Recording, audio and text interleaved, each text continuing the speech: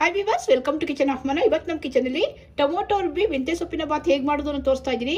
ತುಂಬ ರುಚಿಯಾಗಿರುತ್ತೆ, ಬಿಸಿ ಬಿಸಿ ತಿನ್ನಕ್ಕಂತೂ ತುಂಬ ರುಚಿಕರವಾದಂಥ ಟೊಮೊಟೊ ರುಬ್ಬಿ ಮಾಡಿದಂಥ ಮೆಂತ್ಯ ಸೊಪ್ಪಿನ ಬಾತು. ಈ ಮೆಂತ್ಯ ಸೊಪ್ಪಿನ ಬಾತ್ನ ಹೇಗೆ ಮಾಡೋದು ಅಂತ ನೋಡೋಣ ಬನ್ನಿ. ಅದಕ್ಕೂ ಮೊದಲು ನೀವಿನ್ನೂ ನಮ್ಮ ಚಾನಲ್ ಸಬ್ಸ್ಕ್ರೈಬ್ ಮಾಡ್ಕೊಂಡಿಲ್ಲ ಅಂದರೆ ನಮ್ಮ ಚಾನಲ್ನ ಸಬ್ಸ್ಕ್ರೈಬ್ ಮಾಡ್ಕೊಳ್ಳಿ. ಇದು ನಮ್ಮ ಗಾರ್ಡನಲ್ಲಿ ನಾನೇ ಬೆಳೆಸಿರೋಂಥ ಮೆಂತ್ಯ ಸೊಪ್ಪು. ಮೆಂತ್ಯ ಸೊಪ್ಪನ್ನ ಫ್ರೆಶ್ ಆಗಿ ಅಲ್ಲೇ ಕಿತ್ ಮಾಡ್ತಾ ಇರೋದ್ರಿಂದ ತುಂಬ ರುಚಿಯಾಗಿರುತ್ತೆ ಮೆಂತ್ಯ ಸೊಪ್ಪಿನ ಬಾತು. ಮೊದಲಿಗೆ ಒಂದು 3-4 ಸ್ಪೂನಷ್ಟು ಎಣ್ಣೆ, ಒಂದೆರಡು ಸ್ಟಾರು,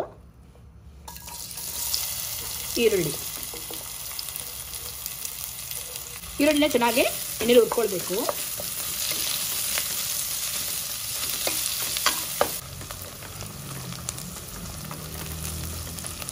ಈರುಳ್ಳಿ ಸ್ವಲ್ಪ ಫ್ರೈ ಆದ್ಮೇಲೆ ಮೆಂತ್ಯ ಸೊಪ್ಪು ಹಾಕ್ತಾ ಇದ್ದೀನಿ.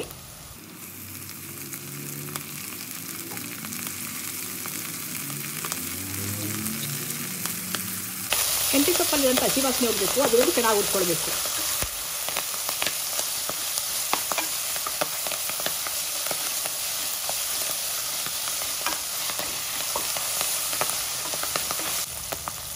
ಮೆಂತ್ಯ ಸೊಪ್ಪನ್ನ ಚೆನ್ನಾಗಿ ಎಣ್ಣೆಲಿ ಫ್ರೈ ಮಾಡ್ಕೊಳ್ಬೇಕು, ಇಲ್ಲಾಂದರೆ ಹಸಿ ವಾಸನೆ ಇರುತ್ತೆ, ಸ್ವಲ್ಪ ಕಹಿ ಕೂಡ ಇರುತ್ತೆ ಬಾತಲ್ಲಿ. ಎಣ್ಣೆ ಚೆನ್ನಾಗಿ ಹುರ್ಕೊಂಡ್ಬಿಟ್ರೆ ಕಹಿ ಇರಲ್ಲ, ಒಳ್ಳೆ ಘಮ ಇರುತ್ತೆ.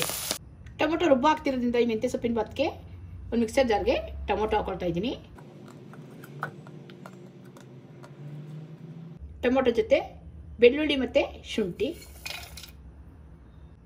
ಸೋಂಪು ಸ್ವಲ್ಪ, 4 ಲವಂಗ, 1 ಚಕ್ಕೆ ಪೀಸು, ಜೊತೆಗೆ ಸ್ವಲ್ಪ ಪುದೀನ ಸೇರಿಸಿ ರುಬ್ಕೊಳ್ತಾ ಇದ್ದೀನಿ. ಟೊಮೊಟೊ ಜೊತೆ ಇಷ್ಟನ್ನು ಸೇರಿಸಿ ರುಬ್ಕೊಳ್ತಾ ಇದ್ದೀನಿ. ರುಬ್ಬಿರೋಂಥ ಟೊಮೊಟೊ ಮಸಾಲೆಲಿರೋಂಥ ಹಸಿ ವಾಸನೆ ಹೋಗಬೇಕು, ಅಲ್ಲಿವರೆಗೂ ಮೆಂತ್ಯ ಸೊಪ್ಪು ಜೊತೆ ಸೇರಿಸ್ಕೊಂಡು ಚೆನ್ನಾಗಿ ರುಬ್ಕೊಳ್ಬೇಕು.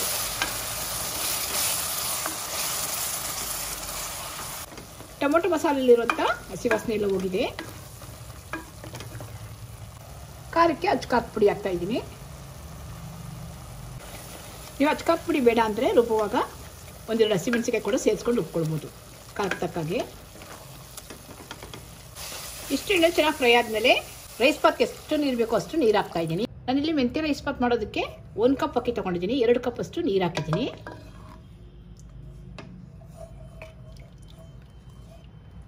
ಈಗ ಇಷ್ಟು ಚೆನ್ನಾಗಿ ಕುದಿ ಬರಲಿ. ಚೆನ್ನಾಗಿ ಕುದಿ ಬರ್ತಾ ಇದೆ. ಈಗ ರೈಸ್ ಹಾಕ್ತಾ ಇದ್ದೀನಿ. ಇಲ್ಲಿ ಬುಲೆಟ್ ರೈಸ್ ಹಾಕ್ತಾ ಇದ್ದೀನಿ ನಾನು, ಯಾವ ರೈಸ್ ಆದರೂ ಯೂಸ್ ಮಾಡ್ಕೊಳ್ಬೋದು.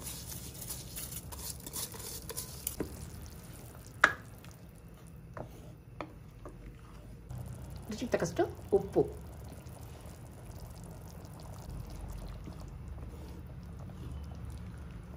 ಮೀಡಿಯಮಲ್ಲಿ ಇಟ್ಕೊಂಡು ಚೆನ್ನಾಗಿ ಬೇಯಿಸ್ಕೊಳ್ಬೇಕು.